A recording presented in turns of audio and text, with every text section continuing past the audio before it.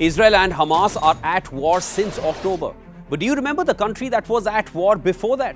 Or this man, who was filling online and offline media every day with war updates? US and the West are now busy dousing flames of the war in West Asia.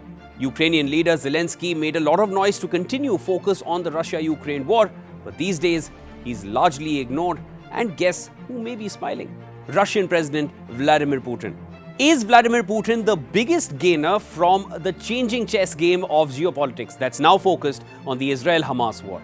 I'm Shivan Chanana. Welcome to Game Plan.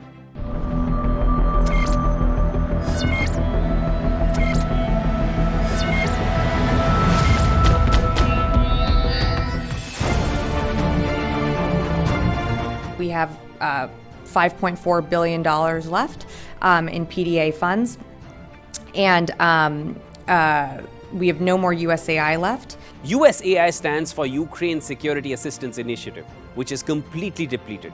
PDA is Presidential Drawdown Authority, a fund which President Joe Biden can dip in for arming Ukraine.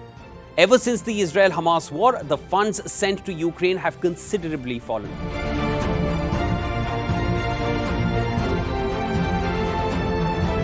Meanwhile, Poland refused to provide additional weaponry to Kiev as a row over Ukrainian grain intensified. Slovakia's newly elected government has stopped military aid to Kiev.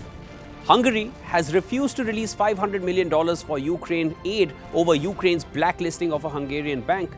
Bulgaria, Hungary, Romania, and Slovakia have banned the imports of Ukrainian wheat, the funds from which Ukraine badly needed to run its war. The European Union said that it won't be able to provide Ukraine with 1 million artillery shells and rockets by March 2024.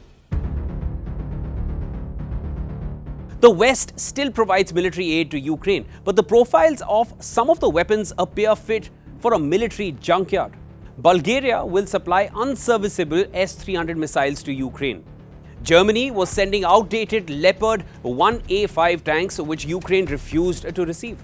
Slovakia provided faulty MiG-29s unsuitable for combat. Ukraine could only use them for spare parts. And even US sent a batch of unserviceable Humvees to Ukraine. With a boost in Russia's defense spending, Russian unemployment is down to a record low of 3% as factories move to double or triple shifts. Russia's GDP is likely to grow by 2 to 3% this year. And in spite of the $60 per barrel price cap imposed by G7 plus nations, Russia is still getting at least $80 a barrel for oil.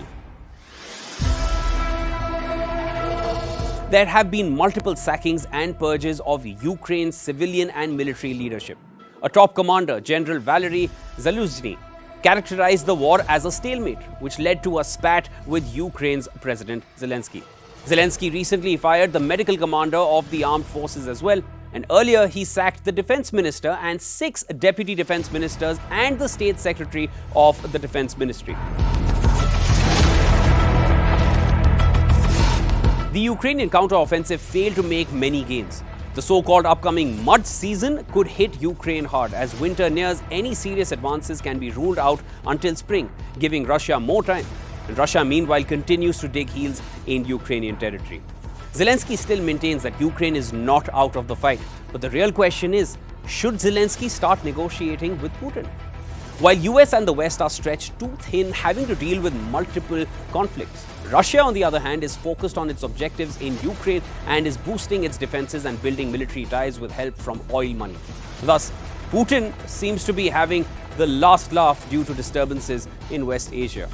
Do you agree? Let me know in the comments.